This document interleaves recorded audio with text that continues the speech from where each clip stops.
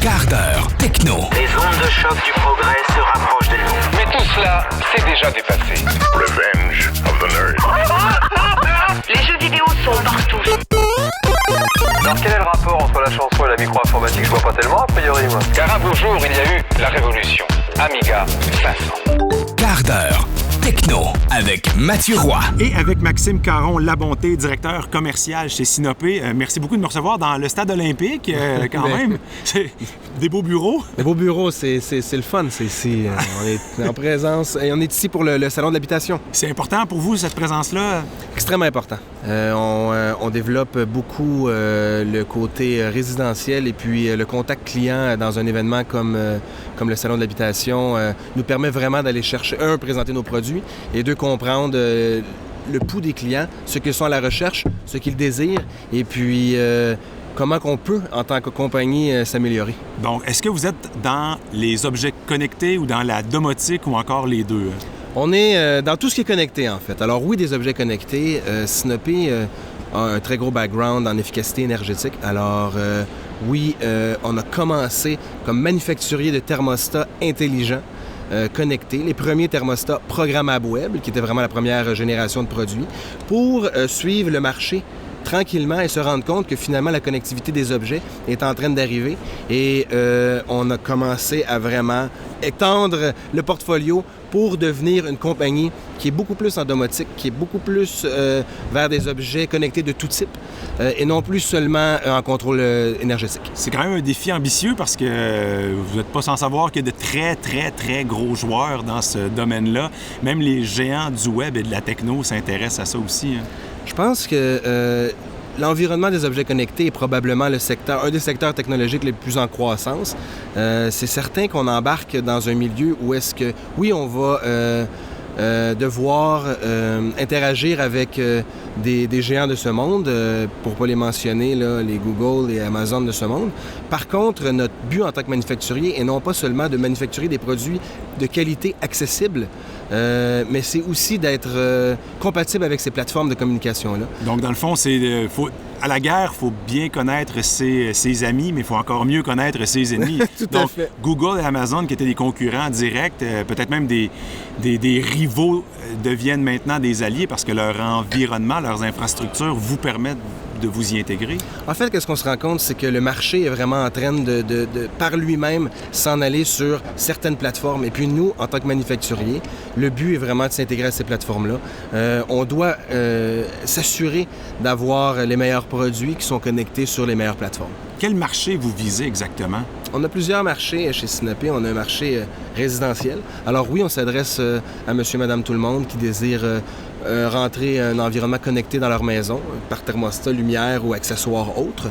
Et puis on a un créneau commercial où est-ce que on s'adresse et on fait énormément affaire avec des constructeurs, avec des résidences de personnes âgées, par exemple, ou des condos, des tours d'habitation. Des condos, des tours d'habitation qui désirent mettre un environnement connecté pour leur clientèle. C'est-tu vraiment plus simple pour un concierge d'avoir une application puis de voir, je sais pas moi, la température ou l'activation des chauffe-eau, des lumières, des thermostats, des plaintes électriques? Est-ce qu'il y a vraiment là un élément de simplification, d'avoir une centaine de trucs sur une seule et même app? Oui, et en fait, la demande vient de deux côtés. Il y a un côté que les tours d'habitation nous contactent et puis on les approche aussi pour le système de protection d'eau.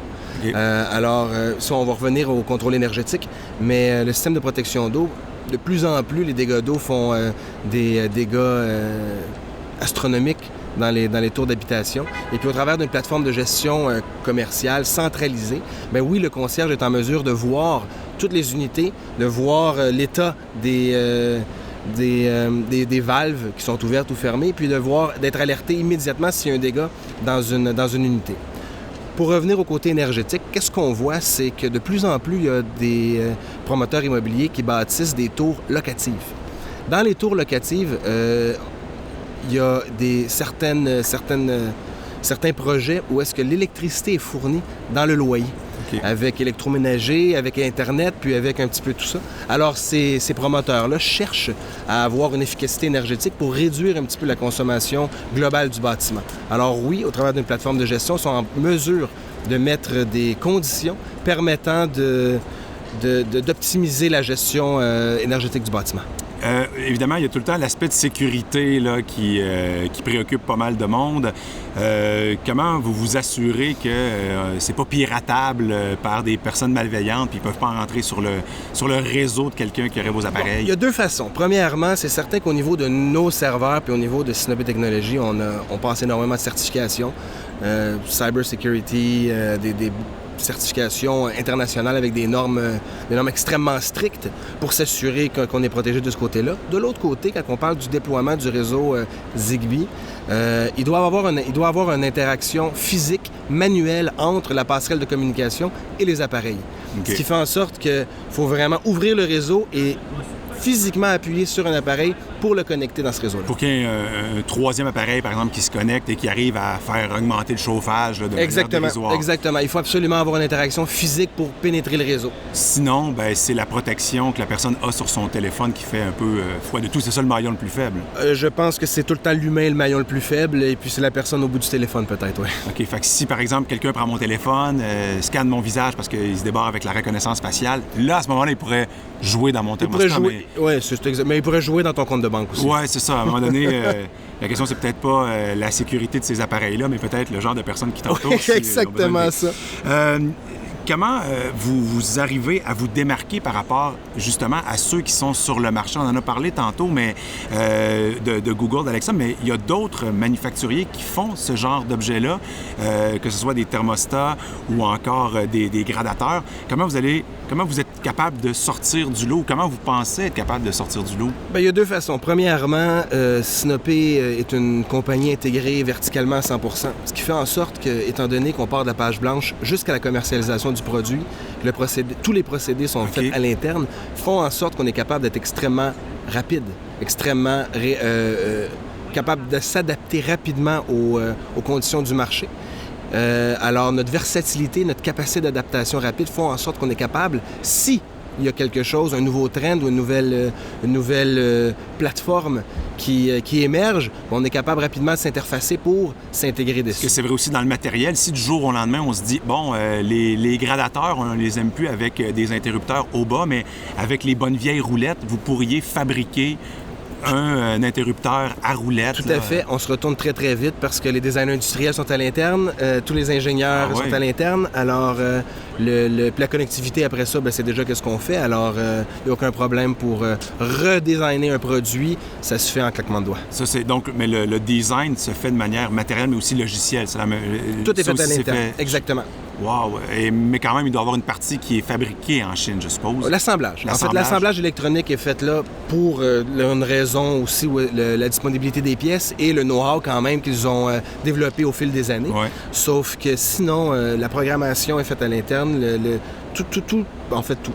C'est un made in Québec, là. C'est un made in Québec. Puis, rares sont les compagnies qui sont aussi intégrées parce que ce qu'on va voir souvent, c'est qu'un manufacturier d'appareils rarement va décider de s'embarquer lui-même dans le développement d'un cloud, puis d'une application, puis de serveurs pour vraiment faire la connectivité. Souvent, ça va être une partie qui va être sous-traitée à l'extérieur par des joueurs mondiaux, des joueurs qui ont beaucoup d'expérience dans le développement d'applications, dans la connectivité des objets. Pour permettre un petit peu, peut-être, une arrivée au marché plus rapide. On a décidé de le faire à l'interne, de garder tout à l'interne. Aujourd'hui, ça nous offre une flexibilité qui, selon nous, nous donne des armes pour être capable de développer pour les années à venir. C'est intéressant, mais est-ce qu'à un moment donné, vous ne serez pas obligé de partager cette espèce de verticalité-là avec, je ne sais pas moi, des gens d'ailleurs qui vont vouloir s'immiscer dans vos façons de faire pour que vous soyez compatible avec des protocoles. Ça ne doit pas être facile d'avoir des certifications ou de pouvoir être compatible avec l'assistant Google, avec le HomeKit de Apple. Bien, en fait, je pense qu'au contraire, ces plateformes-là, les Google et de ce monde, veulent absolument que tes appareils se connectent sur leur plateforme. Alors, ils rendent les outils quand même, des outils qui sont extrêmement bien développés pour permettre aux manufacturiers, aux fabricants de se connecter. Parce que ce qu'ils veulent finalement, c'est être en mesure mesure d'avoir des plateformes qui sont le plus ouvertes possible, puis qui peuvent parler au plus grand nombre d'appareils. Ils vont vous donner les outils pour Ils nous donnent les pouvoir outils. correspondre à leurs standards. Exactement. Est-ce que c'est des standards que vous jugez élevés? Bien, c'est des standards qui sont, comment je peux dire, qui doivent être extrêmement élevés pour quelqu'un qui n'a jamais fait ça. Ouais. Mais quand tu travailles déjà dans le milieu des appareils connectés, ça fait partie un petit peu d'un procédé qui est un peu une norme. Alors, on a des spécialistes à l'interne qui font vraiment ça, l'intégration de diverses plateformes. Et puis, pour eux, que ce soit Google, que ce soit SmartThings, ou que ce soit Apple, bien, en réalité, ça revient un petit peu tout au même. Si mon père décide de s'attaquer à la domotique ou aux objets connectés, je pense notamment aux interrupteurs de lumière. Ça me semble être le truc peut-être le plus simple. Oui. On allume, on éteint, soit à l'aide d'une application ou soit en mariant ça avec l'assistant Google. Est-ce que c'est facile pour mon père, qui connaît à peu près rien, de s'initier à ça? Je voulais dire dumb-proof. C'est extrêmement facile.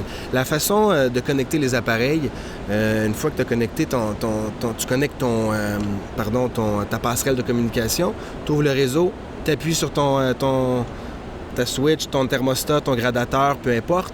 Ça se connecte, ça l'embarque sur l'application et puis après ça, le tour est joué. Tu viens faire le pont entre ton assistant vocal et la plateforme de communication, puis tu es prêt à connecter, à parler à ton assistant. Et les vieux malcommodes vont dire « Ouais, mais ultimement, ça sert à quoi? Je suis capable de peser sur le piton de ma lumière, là. Je suis capable de monter le chauffage. » En fait, il faut voir un petit peu plus loin. Sinopé, j'en parlais tantôt, est un spécialiste énergétique. Alors, le but de la connectivité des appareils a toujours été d'être capable de réduire la consommation, d'éviter les périodes de pointe et de surtout être en mesure de s'assurer que « j'ai oublié la lumière à on à la maison », bien, avec la géolocalisation, elle va se mettre à off. Okay.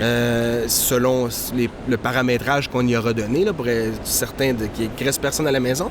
Mais c'est vraiment Oui, on peut se lever. Puis on peut encore se lever aussi parce qu'il y a encore des boutons sur les dégradateurs puis sur les thermostats. Mais c'est toute la création de scènes, la création d'automatismes qui font en sorte que tu es en mesure d'avoir une maison beaucoup plus intelligente. Ouais. Qu'est-ce que ça va prendre pour qu'il y ait vraiment une autre explosion? Parce que là, il y a une curiosité, il y a des utilisateurs hâtifs, mais ça n'a pas encore atteint la maturité de la maison connectée. Il manque encore quelque chose. Ça va être quoi, là? En parler. Je pense que les technologies comme on a, comme Sinopéa aujourd'hui, je pense qu'il y a beaucoup de gens qui ne savent même pas que ça existe encore. Je pense que pour beaucoup de gens encore, quand on parle de domotique et quand on parle de connectivité des objets, c'est encore quelque chose qui est inaccessible, qui est cher, puis qui est peut-être pas aujourd'hui sur les tablettes. Ouais. Plus on en parle, plus on véhicule le message, plus les gens viennent dans des expositions comme ça pour tester puis pour voir les produits, ça fait en sorte qu'on démocratise les produits. Sinopé a toujours voulu faire des appareils intelligents, accessibles et abordables. Alors, il n'y a pas de raison que les gens ne soient pas intéressés à tester puis à intégrer ces produits-là dans leurs habitudes de vie. Mais le marché du Québec est particulier parce qu'on paye tellement l'électricité pas cher qu'une promesse de sauver de l'électricité pour sauver de l'argent, on dirait que c'est pas aussi alléchant que si l'électricité était 2, 3 ou 4 fois le prix. Hein. Bien, il y a deux choses par rapport à ça. Premièrement, c'est certain que nous, notre visée est nord-américaine. Ouais. Alors, on n'est pas juste... on est un petit peu partout au travers de l'Amérique du Nord. Alors, oui, au Québec, on paye notre électricité un peu moins cher. Par contre, il y a d'autres marchés, et au Canada et aux États-Unis, où est-ce que c'est pas du tout le cas. L'autre chose aussi, c'est que... nos systèmes sont capables de s'interfacer avec les tarifications dynamiques des producteurs électriques. Donc ça voudrait dire, par exemple, on va payer plus cher notre électricité entre 16h et 18h. Oui. Alors, aux heures de pointe. Exactement, les heures de pointe. L'évitement de pointe, bien, c'est exactement ce qu'on peut faire avec nos plateformes qui vont te demander, est-ce que tu veux faire de l'évitement de pointe de façon modérée, de façon agressive? Qu'est-ce qui est le plus important pour toi, ton confort ou ton portefeuille? Puis les systèmes sont capables de prendre en charge cette automatisation-là. Alors, l'utilisateur a juste à faire la première programmation. Oui, moi, je veux qu'il y ait une interaction sur tel appareil, tel appareil, tel appareil. Et puis la plateforme, par la suite, en période de pointe, va s'assurer de faire l'évitement de pointe. Soit par le préchauffage, soit par le chauffage en limitant la puissance envoyée aux appareils électriques, soit en le mettant à off ou peu importe, là, dépendamment de l'agressivité que les gens là, on est entre nous deux, puis les gens vont écouter ça, on ne sait pas exactement quand. Un podcast, ça a une durée de vie éternelle presque. Ouais. Votre prochain move, là, c'est quoi la prochaine étape? C'est quoi l'avenir pour Sinopé? C'est quoi le prochain objet qui va marcher? Tu peux en parler, là. Voilà, on est juste il n'y a nous pas deux. de secret. On est juste nous deux. Hein? Ah, oui. Si on parle de développement de produits, c'est certain que Sinopé est présentement... Là, je sens l'hésitation. Là, ça veut dire que... Non, je vais la répondre. J'aurais pas une réponse, on dirait. Je ne serais pas un politicien. C'est sûr que Sinopé a un roadmap et un développement de produits, un portfolio de développement de produits avec énorme. On voit les percées puis tout ça. Parfait, je veux trois nouveaux produits qui s'en viennent. Par contre, présentement, on parlait de thermostat, on parlait de thermostat de chauffage, on parle de thermostat de plancher chauffant. C'est certain que dans la mire, aujourd'hui, on est en train de décider d'un thermostat pour les thermopompes, d'HVAC, qui va nous permettre de percer un marché américain de façon plus agressive. Ensuite, tu m'as demandé 3. Je vais en donner 3. Le deuxième, c'est un petit peu la même chose, c'est la prise murale intelligente. Ouais. Alors, qui sort là, à Noël. Et puis le troisième, c'est un contrôleur de propane, moniteur de réservoir intelligent pour les réservoirs de propane. OK. Alors, c'est un produit qui s'adresse à deux clientèles, soit au fournisseur de propane qui veut savoir pour faire sa route adéquatement, quels sont les niveaux de propane chez mes clients, ou pour le user, le end user, l'utilisateur privé qui, lui, a peut-être une grosse tank de propane à son chalet pour chauffer la maison ou pour le barbecue ou whatever. Et puis, il veut savoir le niveau de propane pour ne pas en manquer le samedi soir quand il fait froid. Alors, c'est le troisième produit que je développe. Ça serait bon aussi pour, mettons, les grosses bonbonnes de 100 litres à proximité de la maison, c'est ça? C'est pour celles-là. Okay. Oui, exactement. C'est pour celle-là. Okay. Pas pour la petite bonbonne du barbecue. Ça pourrait servir pour le barbecue, non? C'est pas la même connexion. Non, c'est pas la même... De toute façon, t'abrasses un peu. T'abrasses un peu. Ouais. Excellent. Maxime Caron-Labonté, merci beaucoup. C'était très intéressant. On va suivre les développements de tout ça. J'ai l'impression que vous avez fait des associations intéressantes dans les dernières années. Merci beaucoup. Bon succès. Merci. C'était Quart d'heure techno avec Mathieu Roy. D'autres épisodes disponibles sur la balado de Quart d'heure techno.